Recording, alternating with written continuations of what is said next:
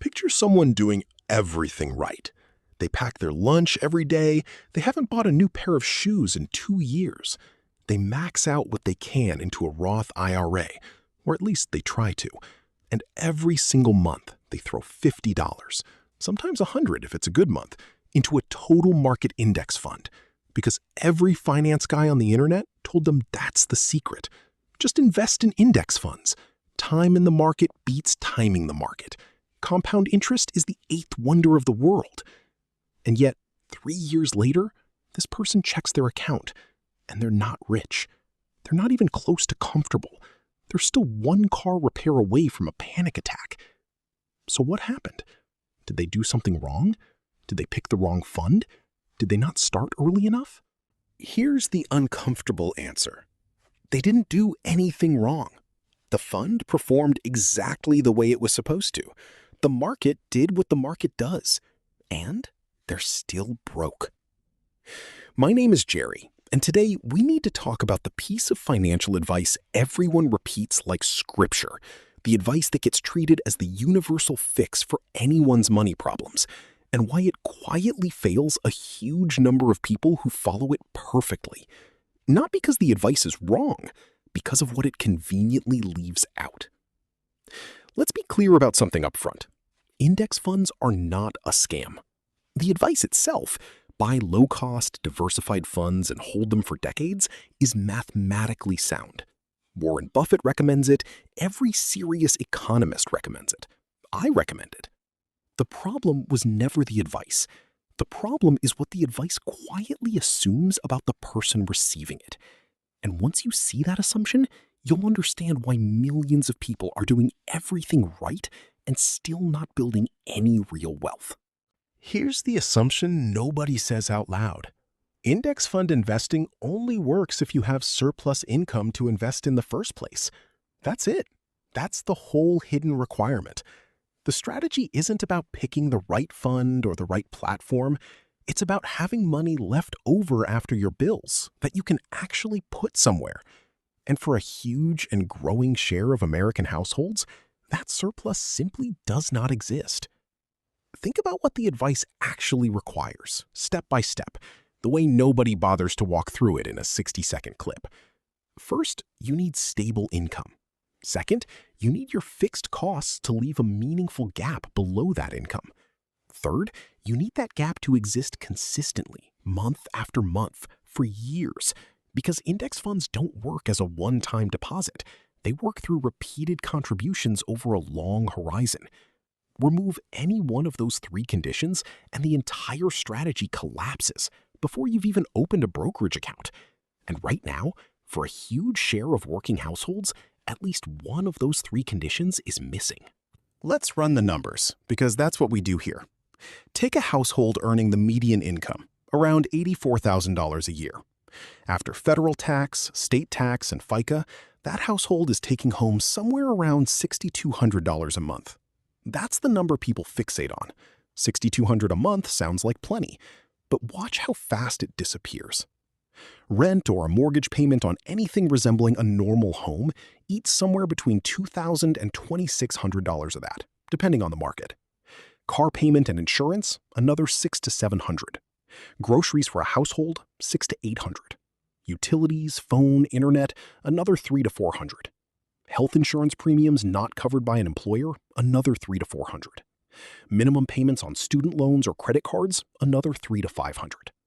Add that up and you're already at roughly $4,400 to $5,000 a month in unavoidable fixed costs before a single discretionary dollar has been spent on anything. That leaves this median household somewhere between $1,200 and $1,800 a month for literally everything else. Clothing, entertainment, gifts, car repairs, medical copays, childcare if they have kids, and yes, investing. $1,200 has to stretch across every single unpredictable expense life throws at you for an entire month. And whatever's left over at the very end of that list is what's supposedly available to hand over to Vanguard. So when a finance influencer says, just put 15% of your income into index funds, They're asking this household to find $900 to $1,200 a month out of a pool that already has almost nothing left in it after the essentials. 15% sounds like a modest, disciplined number when someone says it in a 30-second video. It sounds achievable. It sounds like the kind of thing a responsible adult should obviously be able to do. But 15% of $84,000 is nearly $13,000 a year, over $1,000 a month. And this household doesn't have $1,000 spare dollars sitting around waiting to be invested. They have $1,200 to $1,800 to cover every unpredictable cost of being alive for an entire month. That's not a math problem you solve by cutting out coffee. Cutting a $5 latte 5 times a week saves you roughly $100 a month.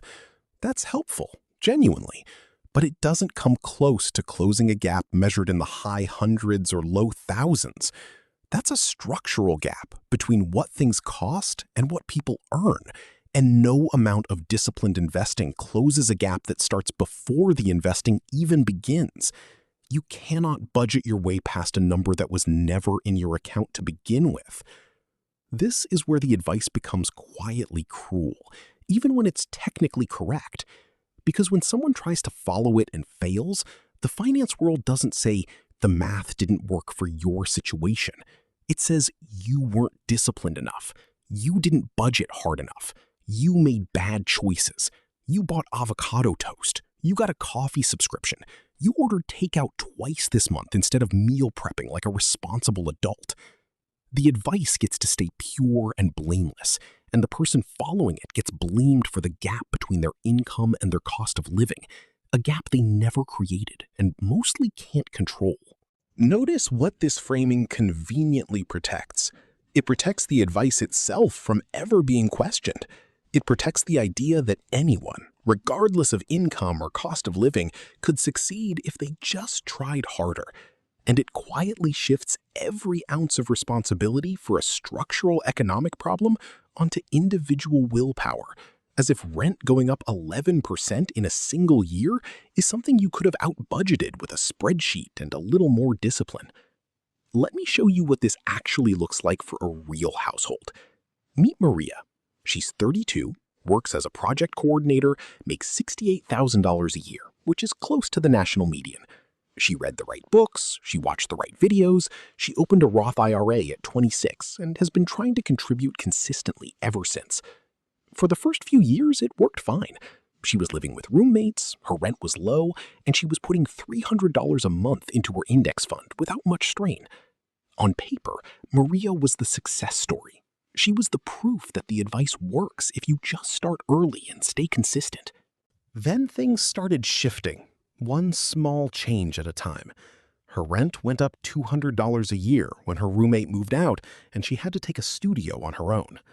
Her car needed a transmission, an $1,800 repair she didn't have cash for, so it went on a card.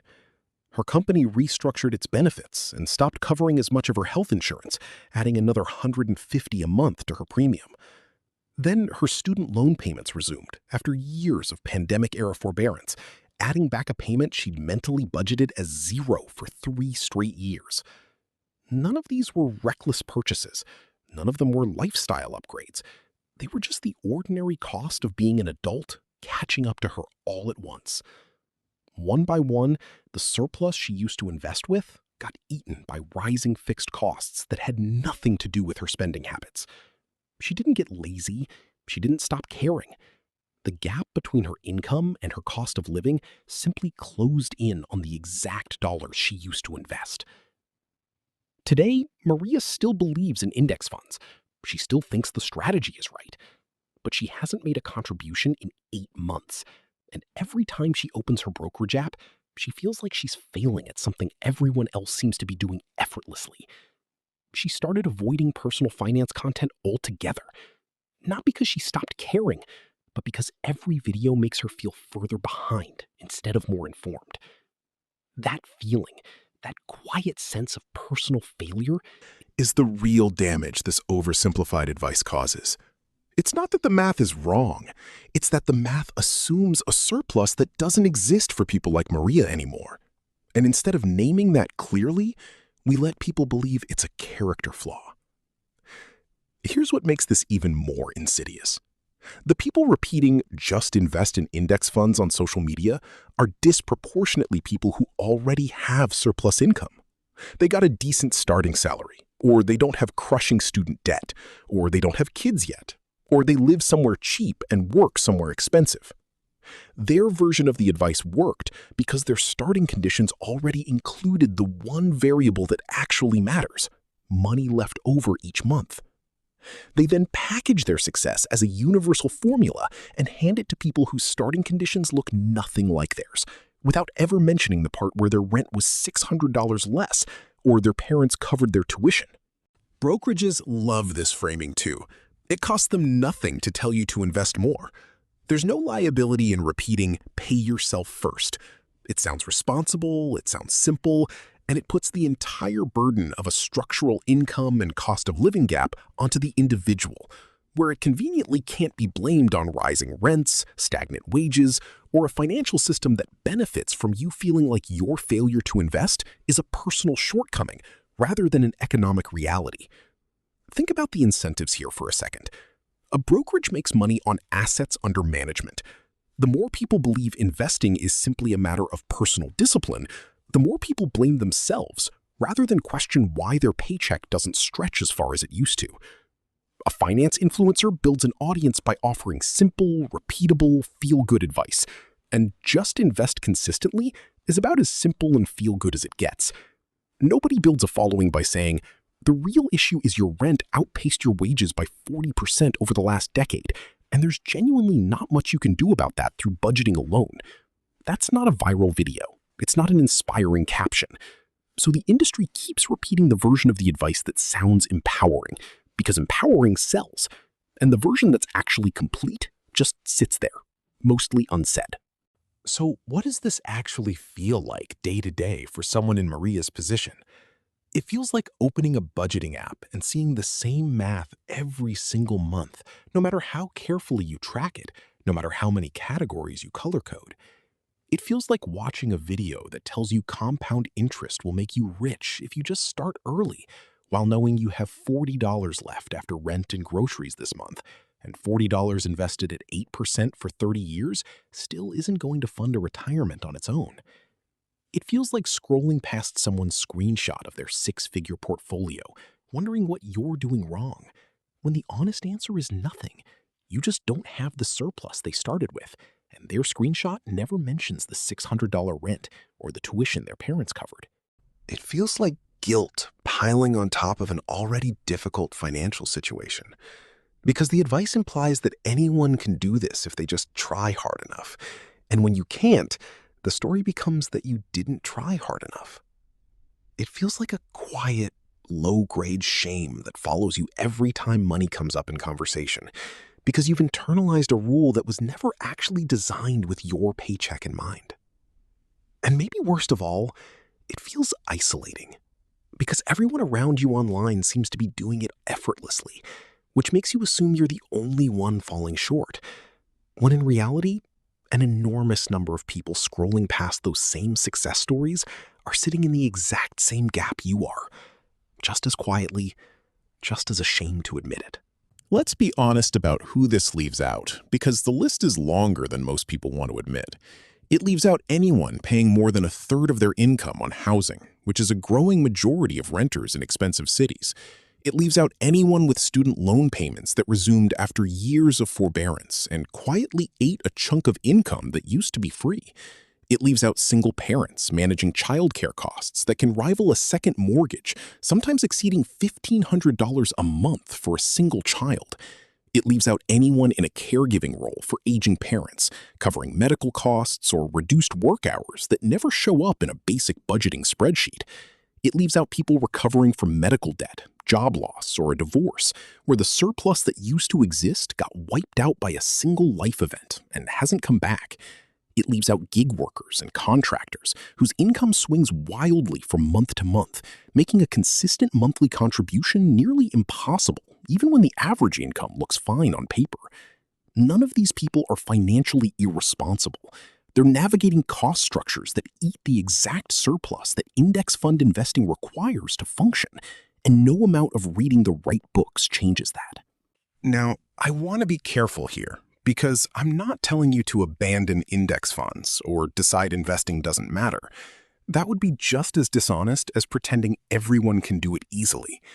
What I'm telling you is that if you're not investing right now, or you're only investing a small amount, that does not mean you're failing at money. It means the math genuinely doesn't work yet, and the actual first problem you need to solve isn't which fund to buy. It's closing the gap between what you earn and what your fixed costs demand. For some people, that means negotiating a raise or changing jobs. For some, it means relocating to a market where housing takes a smaller bite. For some, it means aggressively attacking a specific expense, like a car payment, that's disproportionately large relative to their income. The order of operations matters more than the specific fund you pick. Here's the actual honest advice. If you have genuine surplus income after covering your fixed costs and a basic emergency fund, then yes, put it into a low-cost index fund and leave it alone for decades. That part of the advice is completely true and still the best default option available to ordinary people. Nothing in this video is telling you the strategy itself is broken. But if you don't have surplus income yet, the priority isn't guilt about not investing enough. It's identifying exactly where your income to cost of living gap is coming from and attacking that specific problem first, whether that's housing, debt, or income itself. Start by naming your single biggest fixed cost relative to your income. For most people, that's housing. Ask honestly whether there's a version of your housing situation that costs less, even if it's less convenient or requires a harder conversation. Then look at debt with high minimum payments, because those payments function exactly like a second rent you're paying to a bank instead of a landlord. Then look at your income itself. A 10% raise or a job change that pays 15% more does more for your ability to invest than any amount of budgeting discipline ever will, because it attacks the actual source of the gap instead of squeezing an already empty category. Investing $5 a month because someone online told you to start somewhere might feel productive, and there's nothing wrong with building the habit while you work on the bigger problem. But it will not meaningfully change your financial trajectory if your fixed costs are eating 95% of your paycheck. Fix the structural gap first. The investing part is actually the easy step once that gap closes. Index funds don't require skill or timing or luck. They require money to put into them, consistently over time. Solve for the money first. And if you're sitting there right now feeling like you failed at something everyone else figured out, I need you to hear this clearly. You didn't fail at index funds. The advice failed to mention the one condition that made it work for the people who succeeded with it. Surplus income isn't a personal virtue you're missing. It's a financial position some people start closer to than others, sometimes because of a cheaper hometown, sometimes because of parental help, sometimes because of nothing more than good timing on when they signed a lease. Recognizing that isn't an excuse to give up. It's the first honest step toward actually fixing your specific gap instead of blaming yourself for a formula that was never complete in the first place. The strategy is still sound. Compound growth still works exactly the way the math says it does, for anyone who can actually feed money into it. You're just allowed to be honest about why it hasn't worked for you yet, and start solving the real problem, the gap between your income and your cost of living, instead of the one everyone keeps pretending is the only one that matters. Fix that gap, and the index fund part takes care of itself. It was never actually the hard part. It just got sold to you as if it were.